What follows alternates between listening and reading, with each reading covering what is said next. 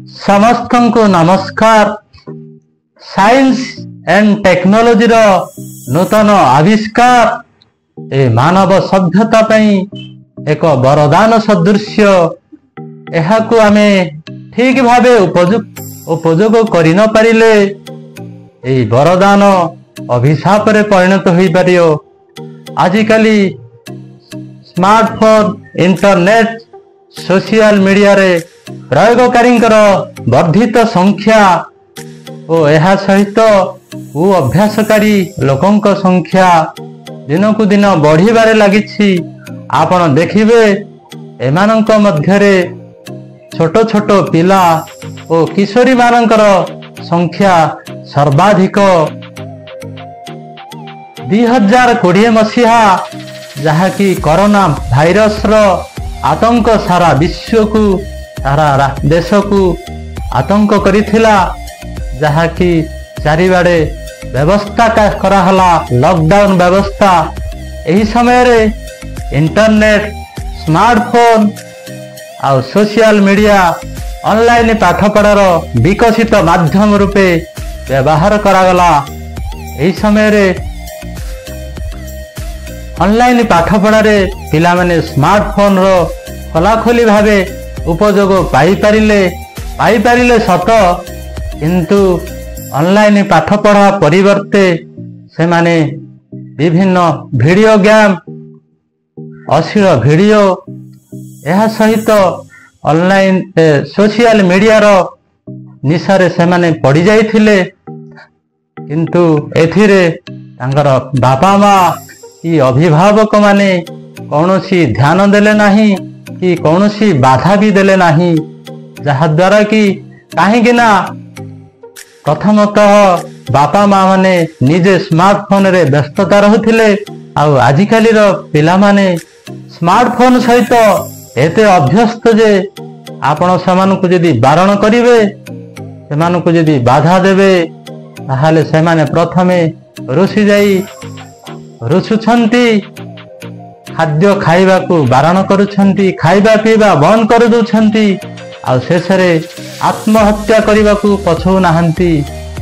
तेणु ता सहित मेधावी छात्र माने मोबाइल रो मात्राधिक व्यवहार करने द्वारा तांकर परीक्षा फल खराब होछि, पाठ पढ़ारे तांकर मन लागु नाही।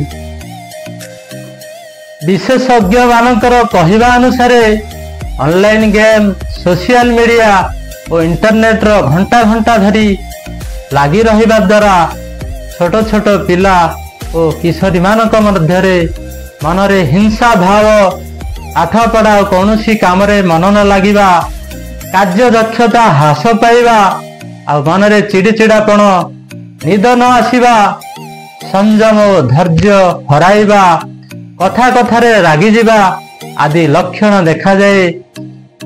केतेकंक मध्यरे मध्य मनरे अवसाद, उच्च रक्तचाप, एनीमिया और मेदबहुलता और मधुमेह परी रोग मध्य देखा जाय थाए। तेणु एभली जदि आमे जदि विभिन्न रोगर शिकार हेबा, शेषरे आमर शारीरिक मानसिक स्तर रे व्याघात घटिबो।